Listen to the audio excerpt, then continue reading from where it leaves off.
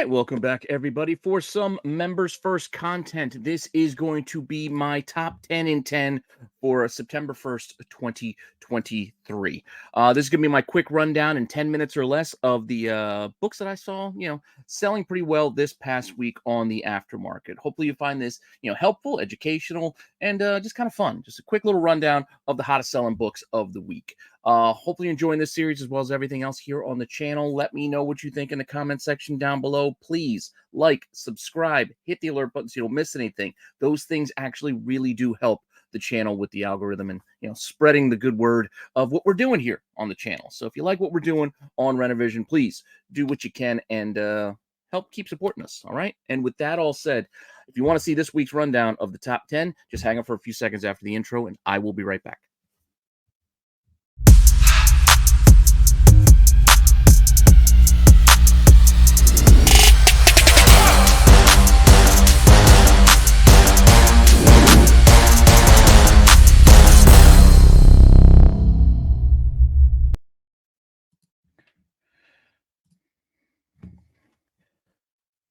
All right, let's get the clock started and do our rundown 10 in 10. So 10-minute clock has started. We are going to kick things off with new release books that came out just yesterday, this past Wednesday, New Comic Book Day. And these are going to be a few 1 in 25 incentives that have been selling pretty well. I talked about all of these on my Wednesday watch list going into this week, pointing out how they were already pre-selling pretty well, and they continue to do so once New Wednesday actually hit and copies hit shelves and into people's hands. The first book being Nort's Swimsuit Illustrated, the 1 in 25. This is like a one-shot. This is a Villalobos cover. It's gorgeous cover. I actually have it here behind me. I did buy one because I wanted one, and it did not disappoint. It's a nice cover, nice thick cardstock cover, and I dig it. So this book, and even going into the Wednesday, was selling for about double ratio, and it kind of maintained that through the new release day. As you can see, copies still selling for about $50 to $60. Not bad for a 1 in 25 of a swimsuit edition book. And another book that's selling pretty well, another 1 in 25, is the Adam Hughes virgin version of Alice Never After #2. There is a trade dress version. I think it was the FOC cover for this book, so you can get a cheaper version if you want just the cover, because the cover art is pretty awesome. But if you do want that 1 in 25 version, be prepared at least right now to spend double ratio, as this book is also selling about $50 to $60 so far this week. Will these prices maintain? I don't know. Remember, this is a hot 10 list pointing out where books are selling. This is not a buy list. I would not recommend anybody be buying any of these books at these prices, because they make a list like this because they start reaching highs normally. But you make your own decisions. I'm just presenting you information. With that said, another 1 in 25 I mentioned on the Wednesday watch list that I probably should have bought, because I did get this Hughes one. It's also behind me with the Villalobos, but I should have bought the Sonic. I didn't get the Sonic because it's a 1 in 25. Had this been a 1 in 10, I would have ordered it, but I balked because it was a 1 in 25. It's pretty fun. It's just a fun cover. This is Sonic one shot for IDW's Endless Summer. Just a pretty fun. I mean, they're popsicles. It's the Sonic characters popsicles. It's just a fun cover. I like it, but I just didn't love it enough to want to pay that ratio kind of like price that it was going for at the time. And now it's actually doubled that. It's, along with the other books, selling about $50 to $60. Yes, there's a $40 sale in there as well, but by and large, this is also a double ratio incentive book for this week. And those are the three new release books that we're selling, at least that I noticed, we're selling pretty well as far as incentives go and variants go. I know you guys might not love seeing variants on these lists, but it's what's selling. It's what people throwing their money at. So I got to report it because that's what's happening. The other thing that people have been spending a lot of money on this past week is Ahsoka. I've enjoyed it so far. We're 3 episodes in. We had the double drop last week and then a new episode this past Tuesday. I've enjoyed them all so far. I like the series. I like where it's going. I'm excited for Star Wars once again. I may be a little biased, so that may be why I noticed all these Star Wars sales, but I do have a few Star Wars books to talk about, starting off with Clone Wars 1, first appearance of Ahsoka. 20 plus sales this week, which is about double what it was the week before. Prices are not hitting those all-time highs or anything like that. It's just about the volume uptick of things moving now that the show has been released. A lot of times when a show gets released, interest wanes, but I think people have actually enjoyed the series and are going back to this book and are not worried anymore that they screwed it up. It looks like they actually did what they were supposed to do and gave us a good show. So people are now going back and buying these books to the to the point of spending $720. Best offer on 575 for a lower grade book. And then we also have a $900 raw sale. Graded copies as well. There is a newsstand version, and there were a couple of sales for the Dark Horse 100 variant as well. So that's what made up those 20 plus sales for the week. But this is the kind of pricing we're looking at with a lot of raws going this week for one reason or another, and going for decent prices. Another book, more mentions of the character. We haven't seen him yet, but Thrawn is coming. We know he's coming. Heir to the Empire 1 is selling again. 30 plus sales this past week. Again, an uptick in volume from the week before. A couple of versions of this cover, including a newsstand. So keep an eye out for all of them. But by and large, this particular one, the newsstand's still doing pretty well at a best offer of $325. Look, a 9.8 CBCS of the regular cover for $610.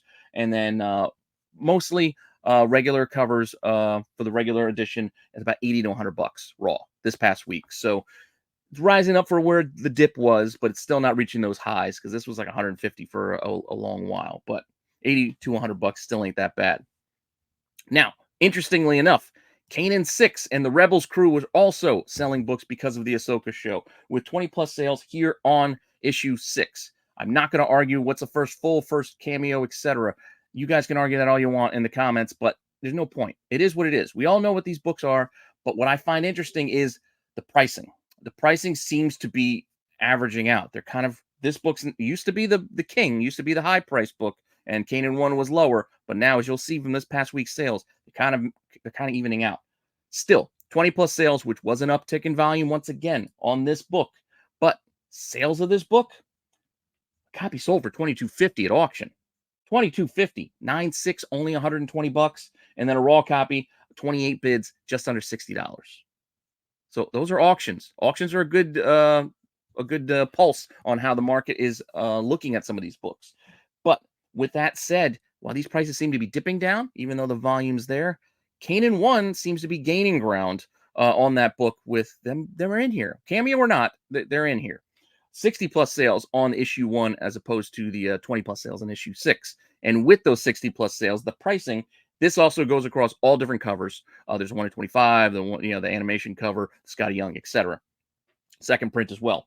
But just to give you a sense, $55, $90 raw this past week. So you look at those prices compared to 6. 6's prices are coming down. 1's prices seem to be going up. Right or wrong, that's what's going on. So I thought it was interesting to note. And that's what Ahsoka has done for the Star Wars aftermarket. Now we're also getting some movements still based off of Deadpool 3 announcements and Deadpool 3 rumors and what we're expecting, including people hoping to see Channing Tatum suit up as Gambit, because that's my only explanation of why 266 is starting to move again. 40 plus sales this past week on Uncanny X-Men 266. I am a Gambit fan. I know he looks kind of 90s ridiculous, but I liked it when I was a kid, and I still enjoy it now because it's what I remember. Nostalgia. I like Gambit. With that said, 40 plus sales, pricing on this, again, they're not reaching all-time highs. It's more about the volume, but still, the prices aren't bad. $150 raw. We got $210 for 9.2s. We got $200 for 9.4s. All grades are selling. It's not 9.8 snobbery or a 9.96 or bust. 9.2s and 9.4s are selling, as well as even lower than that. So all grades, all copies are selling. Raw, mid grades, low grades, etc. Just be mindful of that. And with that, we're still seeing copies move of Dazzler. Yeah, Dazzler's still selling. While Uncanny, or I shouldn't say Uncanny, X-Men 130, which is Dazzler's first appearance, the volume's way down this past week. There's only about 30 sales, where it was like 100 last week. Now it's only like 30. Volume's way down on that book. This book is pretty much maintaining Dazzler 1 because it's cheap. So there were 80 sales last week, or 80 plus. Now we're at 70 plus. So it's a little down, but still not as much of a drop as the 130 has been. But again, I think a lot has to do with the price, as 130 is like a $150 book these days raw, whereas Dazzler 1, you can still sneak copies for $3.25, $10, and then you have your $20 to $25 sales mixed in there as well. Error editions sell for a bit more, obviously, and it's just one of those books. There's tons of them out there. You can still dig them out of those cheap boxes, but volume is still there for this book, as people are still excited to see possibly Taylor Swift as Dazzler in Deadpool 3. And finally, we got a book that I would never have expected to make this list for this reason. because this book was supposedly super limited. It was a special edition to be released at some convention that never happened. And then there was rumors that only like 50 copies were handed out. 50. That's obviously not true, considering we've had 90 plus sales this past week alone. 90 plus sales. Go and look. I mean, it's like one seller who apparently bought a bunch of them. You can look at there's some articles out there. There's even some notes on things like Key Collector that give you some more details on this. But there's rumors and hearsay about all this. I can tell you is I looked at it. One seller had a ton of these up for auction. These auctions were going. 100, 200 here, 300 there, 400 there, etc. Copy after copy. 90 plus sales on this thing. It's supposed to be super duper limited, but obviously it was not. Copies were made. Copies got out somehow. But with that, price is still 9/8, $1,100. Raws still hitting 4 to 5, but there was a lot cheaper too. There was a lot of $200 sales, $180 sales, etc. And this book, a while back, months and months ago, when this was released, because it was a canceled show, I think copy sold for like $3,000 or something. That person must be kicking themselves now because the market has now been flooded, folks. They're out there. So with that all said, we did it just in time. Thank you, all of you members. You're going to be getting this today, Thursday, as soon as I'm done filming it and editing it. Everybody else will have to wait to get this on Friday afternoon. That's the benefits of being a member of Rennavision. And I still appreciate all of you. Hope you're enjoying the content. Let me know what you think in the comments down below. Again, commenting and the likes really do help the channel. So please, I encourage you to do so if you have something you want to say. And start a dialogue, and let's just start talking comics. And with that all said, I will see you guys all later with some more content. All right, bye.